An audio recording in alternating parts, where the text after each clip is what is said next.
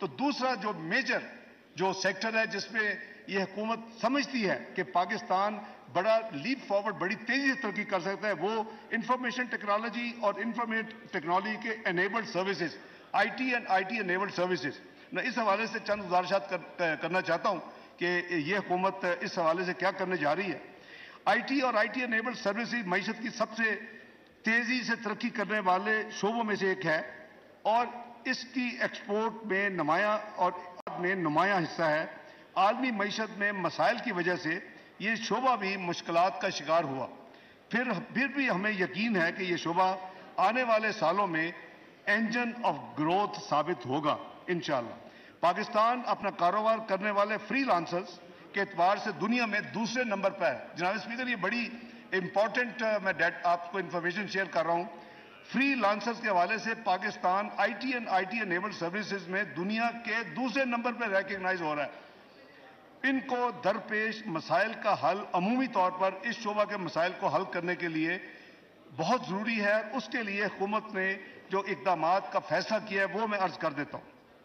I T برآمدات کو بڑھانے کے لیے انکم ٹیکس پہلے ہی صرف 0.2% یعنی 0.25% کی ریاتی شرح لاگو ہے، فلیٹ اس پہ ہے۔ یہ سہولت ابھی ختم ہونے جا رہی تھی، اس سہولت کو 30 جون 2026 تک جاری رکھا جائے گا اور یہ ایگزمپشن 3 سال کے لیے مزید اس کو توسیع دی جا رہی۔ فری لانسر کو ماہانہ سیل ٹیکس گوشوارے جمع کرنے کی دشواری کا سامنا کرنا پڑتا تھا۔ کاروباری ماحول میں آسانیاں پیدا کرنے کے لیے $24,000 تک سالانہ کی ایکسپورٹ پر فری لانسر کو سیل ٹیکس رجسٹریشن اور گوشواروں سے ایگزمپٹ قرار دیا جا رہا ہے اور اس کے علاوہ ان کی ریکویسٹ کے مطابق حکومت نے فیصلہ کیا ہے کہ ان کی صرف سمپل ایک سادہ ایک سوے کی انکم ٹیکس ریٹرن ہوگی اور اس کو انٹروڈیوس کیا جا رہا ہے۔ جناب speaker, I T and I T enabled service providers کو اجازت ہوگی کہ وہ اپنی برآمدات یعنی ایکسپورٹ کی 1% کی برابر، یعنی اگر 100 ملین ہے تو 1 ملین کے برابر سافٹ ویئر اور ہارڈ ویئر بغیر کسی ٹیکس کے امپورٹ کر سکیں گے۔ ان درآمدات کی حد جو ہے وہ $50,000 سالانہ مقرر کی گئی ہے۔ پرائم منسٹر صاحب کا اسپیشل ڈائریکٹو تھا کہ جی ان کو 1% ان کی ایکسپورٹس جو ہے ریونیو ان کو انکریج کرنے کے لیے ان کو آپ اجازت دیں کہ $50,000 سالانہ تک وہ ڈیوٹی فری جو اپنا ہارڈ ویئر سافٹ ویئر منگوانا چاہے وہ ان کو دے، تو یہ بھی کیا جا رہا ہے۔ اگلی جو ہے آئی ٹی اور آئی ٹی سروسز کے ایکسپورٹرز کے لیے آٹومیٹڈ ایگزمپشن سرٹیفکیٹ جاری کرنے کو یقینی بنایا جائے گا۔ ان کی ایک ہے کہ ہمیں جب وہ ایگزمپشن سرٹیفکیٹ کی ضرورت ہوتی ہے تو ہمارا اتنا جو ٹیکسیشن سسٹم ہے وہ بہت لمبا عرصہ کرتا ہے، اس کو آٹومیٹ کیا جا رہا ہے تاکہ جلدی سے جلدی ان کو یہ جو سرٹیفکیٹ جب ان کو چاہیے ہو تو ان کو مل جائے۔ آئی ٹی شعبہ کو اسمال اینڈ میڈیم انٹرپرائزز کا درجہ دیا جا رہا ہے۔ یہ ایک بڑا ہم میجر سٹیپ لے رہے ہیں۔